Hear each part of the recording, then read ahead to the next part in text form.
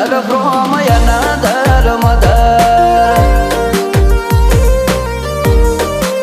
Hey, you are my brother from another mother.